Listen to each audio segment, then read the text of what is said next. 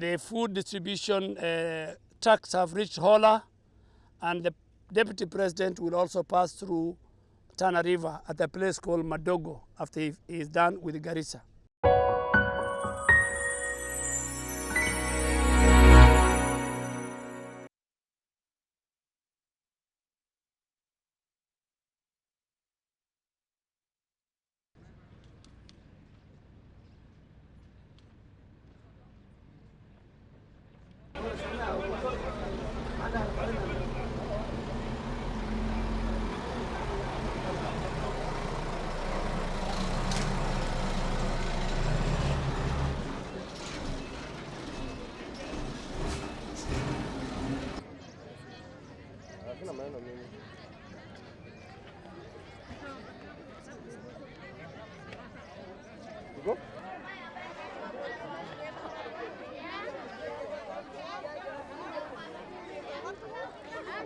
It's primary.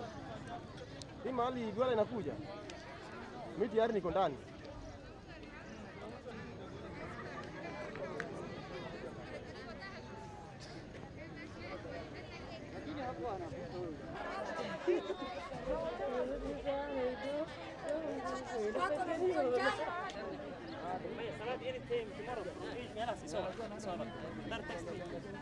Hello.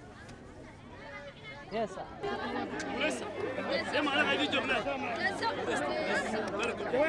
The Ministry of Asal has got the necessary resources which the Cabinet and the President has allocated, and food distribution has started. For the first time, we have over 14 trucks here loaded with relief food, rice and beans for the affected families in Garissa. More are coming for Wajir, more are coming on the way for Mandera.